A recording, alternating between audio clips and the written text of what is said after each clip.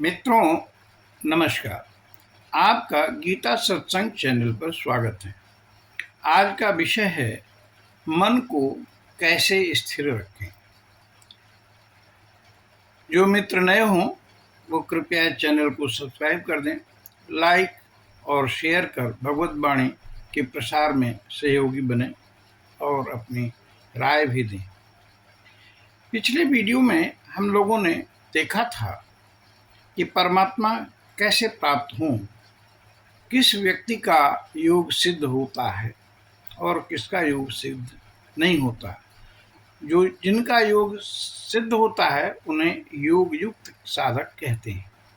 अब योग युक्त साधक के क्या लक्षण हैं, इसके लिए भगवान कहते हैं यदा विनियतम चित्तम आत्मन्येवावतिष्ठते, अर्थात जब चित्त पूरी तरह से परमात्मा में ही स्थित हो जाता है उस समय निष्पृह सर्व कामेभ्यो युक्त इत्युच्यते तदा। उस समय क्या होता है, सभी कामनाओं से निष्पृह साधक योग युक्त कहा जाता है। दूसरा लक्षण बताया कि जैसे निर्वात में दीपक रख दिया जाए तो हिलता डुलता नहीं है, वैसे ही योग युक्त साधक का मन भी चलायमान नहीं होता है। तीसरी बात कहते हैं जब योग के अभ्यास से चित्त उपराम हो जाए, सच्चिदानंद में ही संतुष्ट हो। चौथी बात कहते हैं शुद्ध बुद्धि द्वारा जब वह परम आनंद को अनुभव करने लगे। पांचवी बात कहते हैं साधक परमात्मा के आनंद से जरा भी विचलित न हो। इस लाभ के अतिरिक्त सारे लाभ छोटे लगने लगे। छठवीं बात, भारी से भारी दुख से भी जब चित्त चलायमान न हो। सातवां, दुख रूप संसार के संयोग से रहित हो, तब उसे योग युक्त कहेंगे। तो इस तरह से 7 लक्षण बताए। वह योग युक्त साधक बिना घबराए हुए उत्साह युक्त होकर परमात्म ज्ञान को प्राप्त कर सदा आनंद में रहता है। उसका आनंद कभी खत्म नहीं होता है, इसीलिए उसे अखूट कहते हैं। अध्याय 6 के 26वें श्लोक में कहते हैं कि ऐसा साधक जतो जतो निश्चरति मनः चंचलम अस्थिरम ततस्ततो नियम्य तदा तत् आत्मन्येव वशं नयेत्, अर्थात मन चंचल है, जहाँ जहाँ भी जाए साधक उसे वहाँ वहाँ से खींचकर परमात्मा में लगाए। ऐसा इसलिए कि जब तक मन स्थिर नहीं होगा परमात्मा की प्राप्ति नहीं हो पाएगी। ऐसा करने के लिए योगी क्या करे, तो इस पर कहते हैं सर्वत्र मम दर्शनम। जहाँ जाओ चित्त जहाँ जाए वहाँ परमात्मा को ही देखो। उदाहरण लेते हैं, जैसे आपने घास को देखा तो घास में ही परमात्मा को मुस्कुराते हुए देखिए। किसी वृक्ष को देखा, वृक्ष हरा है तो हरेपन में भगवान मुस्कुरा रहा है, ऐसा आभास हो। 30वें श्लोक में कहते हैं जो मुझे सर्वत्र देखता है और सबको मुझ में देखता है उसके लिए न मैं अदृश्य होता हूँ और न वह मेरे लिए अदृश्य होता है। जो माम पश्यति सर्वत्र सर्वं च मयि पश्यति तस्याहं न प्रणश्यामि स च मे न प्रणश्यति। तो सभी जीवों में मुझे देखे, मैं ही आत्मा के रूप में व्याप्त हूँ।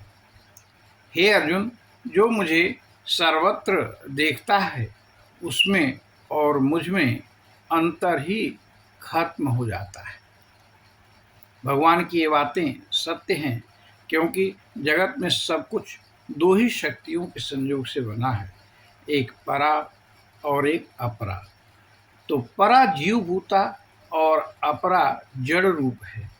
ये परा अपरा भगवान के ही शक्ति के दो रूप हैं।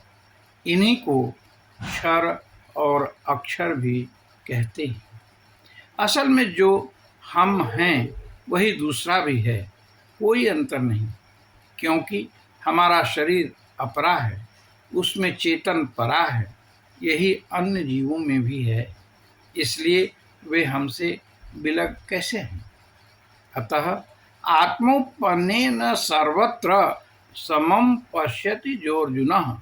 अर्थात हे अर्जुन, जो योगी अपनी भांति संपूर्ण भूतों में सम देखता है, सुखम वा यदि वा दुखम स योगी परमो मतः। और सुख दुख को भी सदैव समान देखता है, वह योगी श्रेष्ठ है। ये 6/32 है। अब अर्जुन को मन में स्थिरता पर कि मन कैसे स्थिर हो जाएगा, इस पर संदेह हुआ। तब उन्होंने भगवान से पूछा अर्जुन ने कि हे कृष्ण, आप मन के स्थिर होने पर जोर दे रहे हैं, पर मन तो बहुत चंचल है। इसको मुट्ठी में जैसे हम वायु को नहीं रोक पाते हैं, अब वायु का रोकना कठिन है, उसी तरह से मन को स्थिर करना तो दुष्कर है। भगवान ने कहा, यह कठिन तो है अर्जुन, पर असंभव नहीं। श्लोक नंबर 35 अध्याय 6 में कहते हैं भगवान, असंशयम महाबाहो मनो दुर्निग्रहम चलम।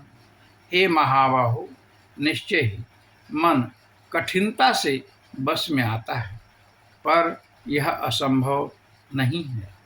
यहाँ पर अर्जुन को महाबाहु कहा, अर्थात संकेत है कि तुम साहसी हो, महाबाहु हो, असंभव काम को भी संभव कर सकते हो।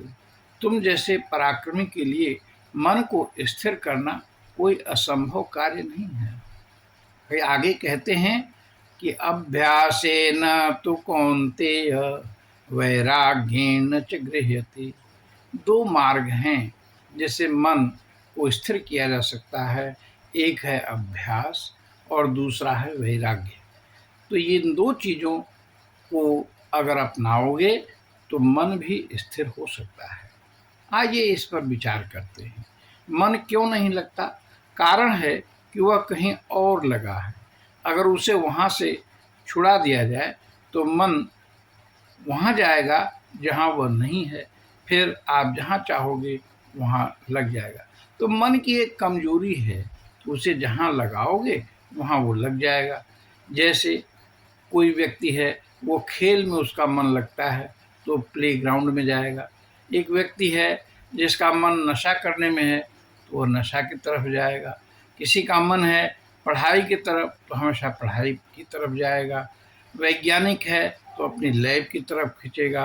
अब सचिन, विराट, गांगुली आदि हैं जो खेल में रुचि रखते हैं तो वो उनका मन वहीं लगता है। तो अभ्यास कहा।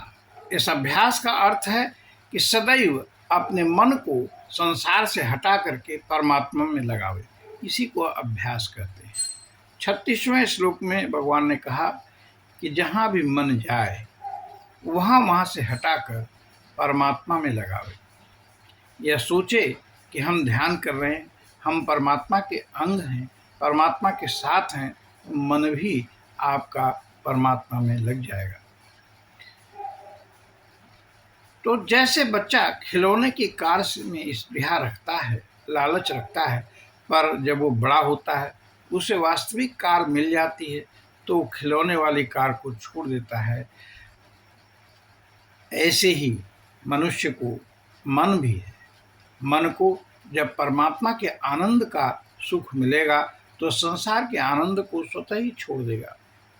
अब इस बात को संसार में लीजिए, आपके सांसारिक कार्य की सफलता ही थोड़ी देर के लिए मान लो ब्रह्म प्राप्ति है, तो हर तरफ से मन को हटाकर जिस कार्य को आप कर रहे हैं उसमें पूर्ण रूप से अगर लगा देंगे तो उत्तम शोध होगा, उत्तम धन की प्राप्ति होगी, उत्तम यश की प्राप्ति होगी।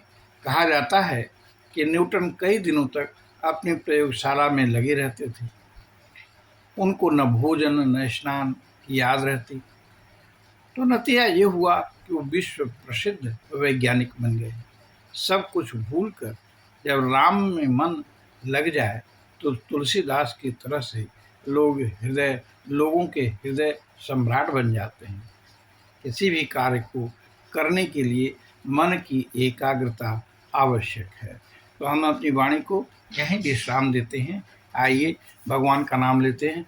हरि ओम सत। हरि ओम तत्सत। हरि ओम तत्सत। आप सभी को बहुत बहुत धन्यवाद। Thank you.